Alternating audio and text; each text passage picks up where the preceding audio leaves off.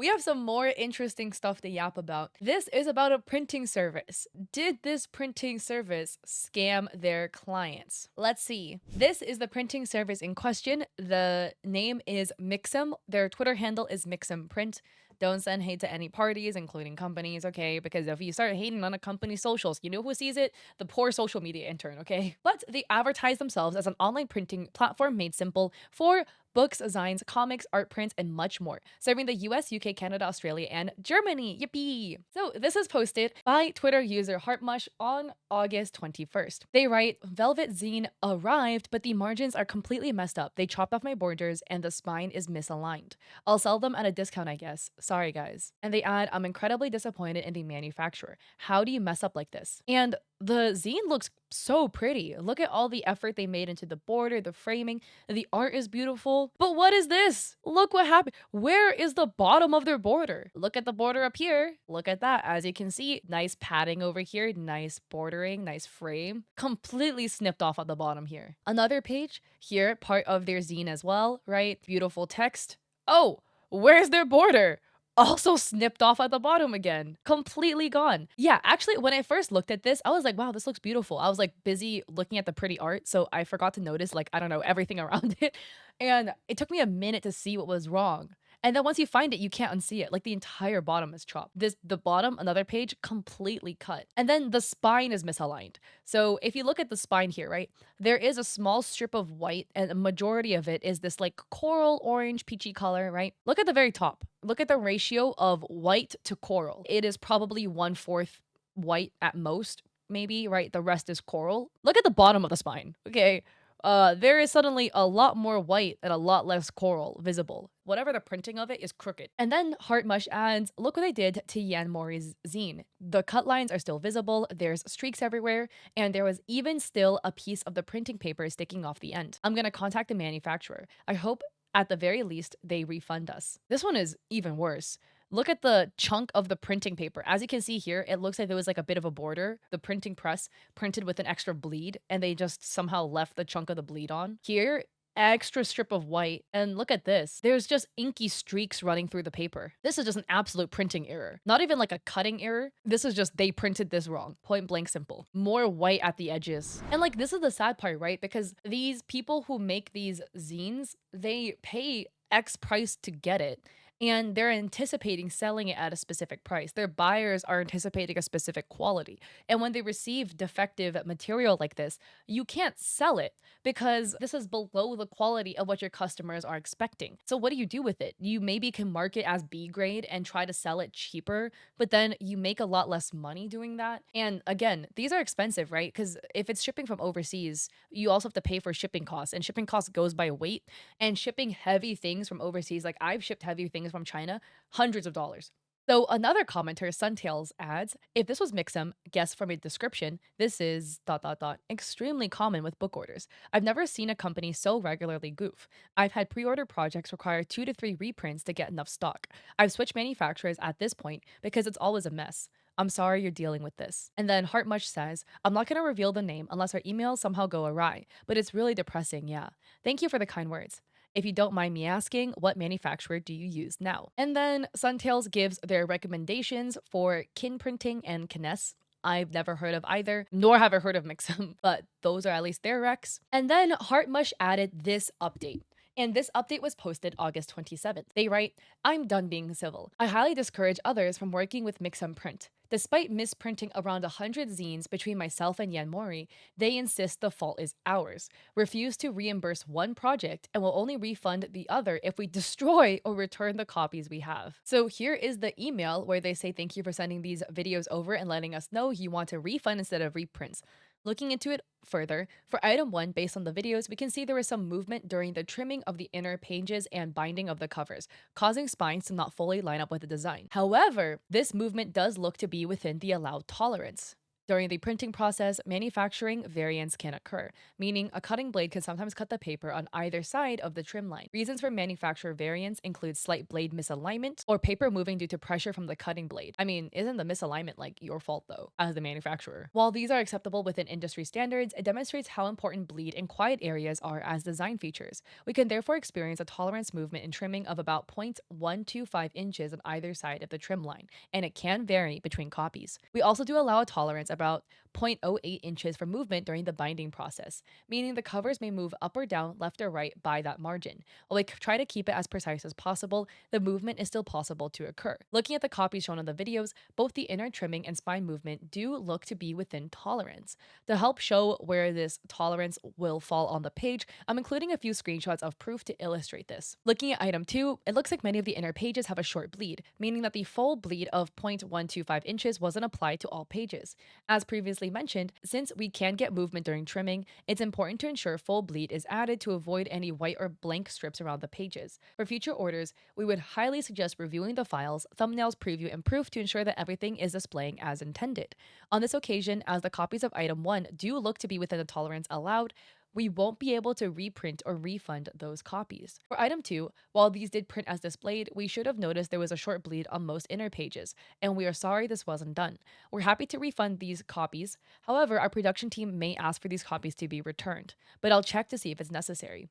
To help get the refund process quickly, are you able to show the copies torn or ripped in some way rather than have to wait for return or collection to be booked? So I'm not familiar with like mass printing in the printing world. I've manufactured products like keychain stickers, sticker sheets, other things of that sort, but not books, besides like single one-off books. I think it's interesting they ask for the products to be destroyed before a refund could be offered. I mean, I could only think of a couple of reasons. Either one, they don't want the person, or Heartmush in this case, who purchased the products to basically make double sales, right? To sell these defects as B grade, make a marginal profit off of it, then receive the new batch and then sell that and make a profit off of it, which is odd because the mistake is your fault as the manufacturer.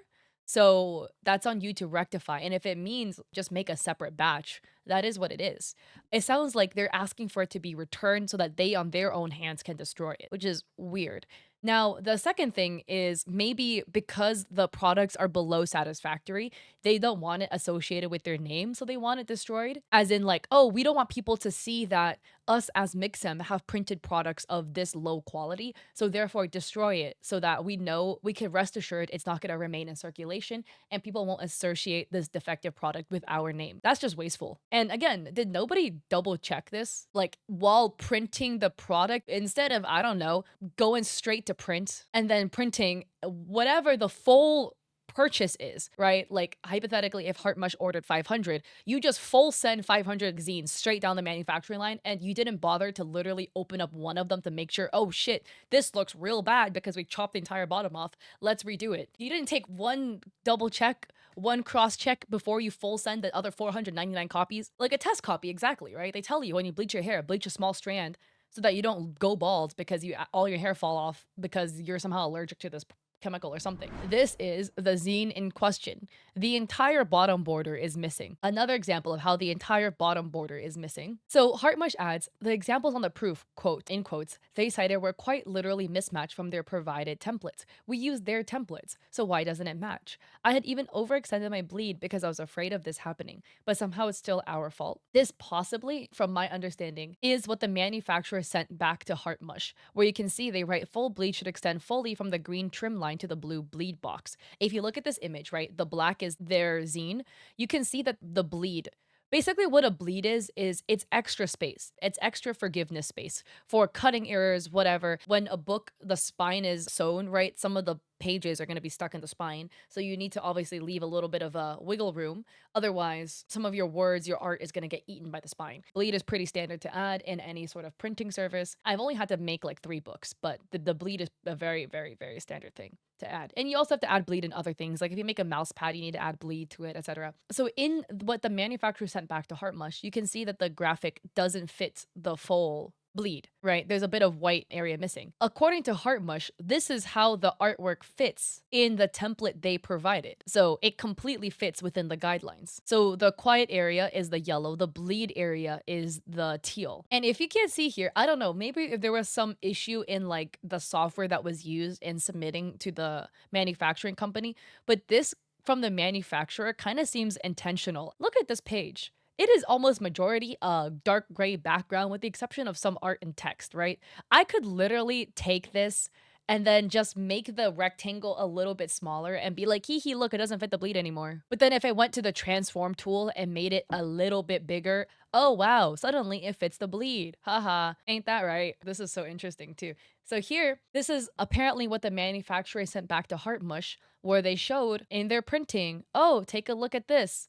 Here's the red line for the cut. Oh, so the bottom got chopped off. Whereas this is the booklet Photoshop from Heartmush, where you can see the border completely fits within the quiet area. And then there is additional spacing for the bleed and teal, and then more. Right? The teal is where the extra bleed should be, and then there's more beyond that. And then Heartmush adds, we checked over the file size just now, and it's the same, which of course we already knew, because we've triple checked this project. But seeing as Mixum feels we didn't review enough, we decided to do one more pass. So they were double checking that the size is correct. It should be like 5 inches by 7 inches, and theirs is 5.25 by 7.25 to account for the bleed. As you can see here, same number. They add, this is a screenshot of the digital proof they had sent next to the file I submitted. If the digital proof doesn't reflect the final product, why give it in the first place? This is absurd, by the way, because this is the digital proof and this looks really cool. But do you see this here? The digital proof they sent, the entire border is visible. And this is the file that was submitted. Yay, looks great, right? Heartmush adds, one of Yamori's zines even arrived with a white corner hanging off the side, left over from the cutting process. Heart adds, it clearly shows the bleed part doesn't match the files he sent. It has been cut off somehow. As you can see here, this is the file. There's a bunch of white though, and the file that was sent doesn't have white on it. Even if they dismissed the margins on Yamori's work, they didn't address the streaking that occurred across multiple pages on more than half of his orders, which I had sent them. This is not a bleed or formatting issue. And this is the streaking that you can see here. More streaking down the center of the page. More streaking. The streaking you cannot blame on any of these customers. That is completely a printing issue. And here Mush concludes, I'm truly heartbroken to have this be my first experience in printing booklets. If you are thinking about working with Mixum, I highly encourage you to seek an alternative. This kind of quality and customer service is unacceptable, and I would hate for anyone else to suffer. They're flipping through one of their booklets where you can see the printing errors where the border on the entire bottom has been cropped off. That is so awful. That just sucks because like for zines and stuff, it's so much hard work that the artist puts into it just for it to absolutely go to crap because the manufacturer printed so many errors. So this is what Mixum had to say in their response. They says, we're truly sorry for this experience. Our team has reviewed both projects.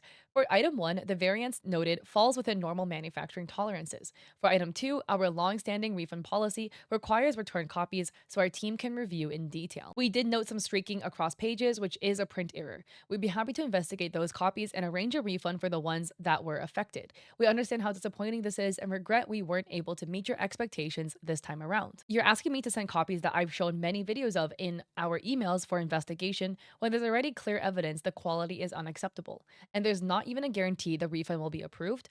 There won't be a next time around. Mixum adds, we understand your frustration and we're sorry again this has been such a disappointing experience. To clarify, our refund and replacement process has always required return copies so our production team can properly review and document any issues. This ensures fairness and consistency across orders. Without return copies, we're unable to provide a refund.